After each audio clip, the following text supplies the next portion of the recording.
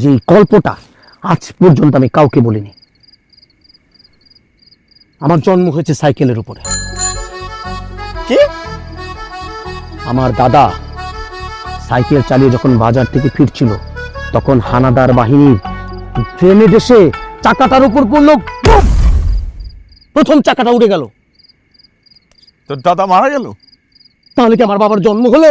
ও বিয়ের আগের কথা বলছি? হ্যাঁ, আমার দাদা এক চাকার উপরে সাইক্লিং করে করে সার্কাসের মতো বাড়িতে ফিরে এসেছিলেন। এখন তোরা প্রশ্ন করতে পারিস আমি কেন সাইকেল চালাতে পারি না। কেন পারিস না? আমার মা ভয় পেয়েছিল, আর দাদা হয়তো এক চাকার উপর ভর করে ফিরতে পেরেছিল। কিন্তু আমি যদি গ্রেনেড হামলার শিকার হই আর আমার যদি প্রথম চাকাটা উড়ে যায়, তাহলে এক চাকার উপর ভর করে আমি যদি কোনোদিন বাড়িতে ফিরতে না পারি এই শরীর নিয়ে, তাই আমার সাইকেল চালানো শেখা হয়নি।